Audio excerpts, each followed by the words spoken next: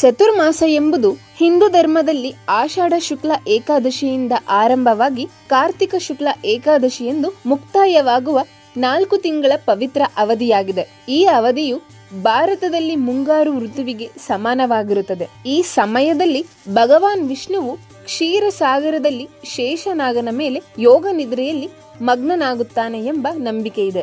ಈ ಕಾರಣದಿಂದಾಗಿ ಚತುರ್ಮಾಸ್ಯವು ತಪಸ್ಸು, ಉಪವಾಸ, ಪವಿತ್ರ ನದಿಗಳಲ್ಲಿ ಸ್ನಾನ, ಧಾರ್ಮಿಕ ಕಾರ್ಯಗಳು ಮತ್ತು ದಾನ ಧರ್ಮಗಳಿಗೆ ಸೂಕ್ತವಾದ ಕಾಲವೆಂದು ಪರಿಗಣಿಸಲಾಗುತ್ತದೆ.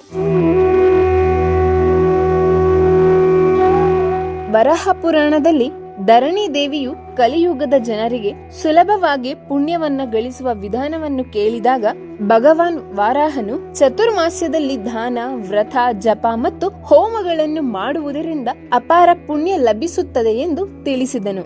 ಈ 4 ತಿಂಗಳು ಶ್ರೀ ವಿಷ್ಣುವಿಗೆ ಅತ್ಯಂತ ಪ್ರಿಯವಾದವು ಎಂದು ಹೇಳಲಾಗಿದೆ. ವಾಮನಾವತಾರದಲ್ಲಿ ವಿಷ್ಣುವು ಬಲಿ ಚಕ್ರವರ್ತಿಯಿಂದ 3 ಹೆಜ್ಜೆ ಭೂಮಿಯನ್ನು ಕೇಳಿದನು. 2 ಹೆಜ್ಜೆಯಲ್ಲಿ ಭೂಮಿ ಮತ್ತು ಮಧ್ಯಲೋಕವನ್ನು ಆವರಿಸಿದ ವಾಮನನಿಗೆ 3ನೇ ಹೆಜ್ಜೆಗೆ ಸ್ಥಳವಿಲ್ಲದಿದ್ದಾಗ ಬಲಿಯು ತನ್ನ ತಲೆಯ ಮೇಲೆ ಇಡಲು ಒಪ್ಪಿದನು. ಈ ದಾನಕ್ಕೆ ಮೆಚ್ಚಿದ ವಿಷ್ಣುವು ಬಲಿಯೊಂದಿಗೆ ಚಾತುರ್ಮಾಸ್ಯ ಅವಧಿಯಲ್ಲಿ ಪಾತಾಳದಲ್ಲಿ ವಾಸಿಸಲು ಒಪ್ಪಿಕೊಂಡನು. ಲಕ್ಷ್ಮೀ ದೇವಿಯ ವಿನಂತಿಯ ಮೇರೆಗೆ ಈ ಅವಧಿಯನ್ನು 4 ತಿಂಗಳಿಗೆ ಸೀಮಿತಗೊಳಿಸಲಾಯಿತು. ಮುಂಗಾರು ಋತುವಿನಲ್ಲಿ ನೆಲದ ಮೇಲೆ ಕೀಟಗಳು, ಜೀವಿಗಳು ಮತ್ತು ಸೂಕ್ಷ್ಮ ಜೀವಿಗಳ ಸಂತಾನೋತ್ಪತ್ತಿ ಹೆಚ್ಚಾಗುತ್ತದೆ. ಸನ್ಯಾಸಿಗಳು ಈ ಸಮಯದಲ್ಲಿ ಒಂದೇ ಸ್ಥಳದಲ್ಲಿ ಇದ್ದು ಸಂಚಾರವನ್ನು ತಪ್ಪಿಸುವ ಮೂಲಕ ಈ ಜೀವಿಗಳಿಗೆ ಹಾನಿಯಾಗದಂತೆ ರಕ್ಷಿಸುತ್ತಾರೆ. ಇದು ಅಹಿಂಸೆಯ ಧರ್ಮವನ್ನು ಪಾಲಿಸುವ ಚತುರ್ಮಾಸ್ಯದ ಸಂಕಲ್ಪ ಎಂದು ಹೇಳಲಾಗಿದೆ. ಚತುರ್ಮಾಸ್ಯದ ಅವಧಿ ಮತ್ತು ವಿಧಿಗಳನ್ನ ನೋಡೋದಾದರೆ, ಚತುರ್ಮಾಸ್ಯವು ಆಷಾಢ ಶುಕ್ಲ ದಶಮಿಯಿಂದ ಕಾರ್ತಿಕ ಶುಕ್ಲ ಪೂರ್ಣಿಮೆಯವರೆಗೆ ಅಥವಾ ದೇವಶಯನಿ ಏಕಾದಶಿಯಿಂದ ಪ್ರಬೋಧಿನಿ ಏಕಾದಶಿಯವರೆಗೆ ಇರುತ್ತದೆ. ಕೆಲವು ವೈಷ್ಣವ ಸಂಪ್ರದಾಯಗಳಲ್ಲಿ ಇದನ್ನು ಶ್ರಾವಣದಿಂದ ಕಾರ್ತಿಕದವರೆಗೆ ಗಣನೆಗೆ ತೆಗೆದುಕೊಳ್ಳಲಾಗುತ್ತದೆ. ವೇದಗಳ ಪ್ರಕಾರ ಪಕ್ಷಃ ವೈ ಮಾಸಃ. ಆದ್ದರಿಂದ ಸನ್ಯಾಸಿಗಳು ಕೆಲವೊಮ್ಮೆ 2 ತಿಂಗಳವರೆಗೆ ಮಾತ್ರ ಈ ವ್ರತವನ್ನ ಆಚರಿಸುತ್ತಾರೆ. ಶಾಖವ್ರತ ಅಂದರೆ ಶ್ರಾವಣ. ಈ ತಿಂಗಳಲ್ಲಿ ಹಸಿರು ಎಲೆಯ ತರಕಾರಿಗಳಾದ ಸೊಪ್ಪು, ಕೊತ್ತಂಬರಿ, ಮೆಂತ್ಯೆ, ಪುದೀನ, ಕರಿಬೇವಿನ ಸೊಪ್ಪು ಇತ್ಯಾದಿಗಳನ್ನು ತಿನ್ನುವುದನ್ನು ತಪ್ಪಿಸಲಾಗುತ್ತದೆ. ಆದರೆ ಕ್ಯಾಬೇಜಿನಂತಹ ಹಲವಾರು ತರಕಾರಿಗಳನ್ನು ಸೇವಿಸಬಹುದು.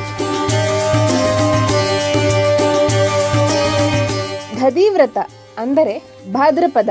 ಈ ತಿಂಗಳಲ್ಲಿ ಮೊಸರು ಮತ್ತು ಮೊಸರಿನಿಂದ ತಯಾರಾದ ಆಹಾರಗಳಾದ ಕಡಿ, ಲಸ್ಸಿ, ಮಜ್ಜಿಗೆ ಇತ್ಯಾದಿಗಳನ್ನ ತಪ್ಪಿಸಲಾಗುತ್ತದೆ.